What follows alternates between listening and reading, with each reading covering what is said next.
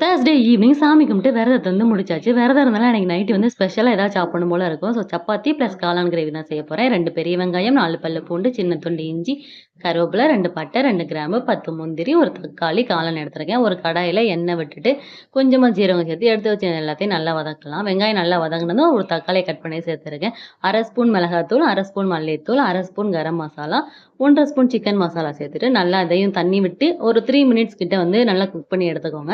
இது ஆறட்டும். ஆறுனதும் நைஸ் பேஸ்ட்டா வந்து அரைச்சிரலாம். இப்போ அதே கடாயில 1 ஸ்பூன் பட்டர் சேர்த்துட்டு, ஒரு பெரிய வெங்காயத்த சின்ன சின்னதா கட் பண்ணி சேர்த்துருக்கேன். வெங்காயம் நல்லா வதங்குனதும், நம்ம அரைச்சு வச்ச பேஸ்ட்டையும் சேர்த்துட்டு, காளான் நான் கொஞ்சம் பன்னீர் வச்சிருந்தேன். அதையும் வந்து உள்ள சேர்த்துருக்கேன். நீங்க என்ன காய் வேணாலும் கூட சேர்க்கலாம். சேர்த்துட்டு நல்லா எண்ணெய் பிரிஞ்சு வர அளவுக்கு குக் பண்ணீங்க அப்படின்னா, செம்ம டேஸ்ட்டான மஷ்ரூம் கிரேவி வந்து ரெடி ஆயிரும். மறக்காம சப்பாத்திக்கு ட்ரை பண்ணி பாருங்க. தோசைக்கு கூட செம்மையா இருக்கும். செம்ம டேஸ்ட்டா இருந்தது. கொஞ்சோண்டு காளான் வந்து 65 பண்ணலாம்னு சொல்லிட்டு எடுத்து வச்சிருந்தேன். அதை 65 பண்ணிட்டு, செம்மையா சூப்பரா வந்து டின்னர் வந்து முடிச்சாச்சு.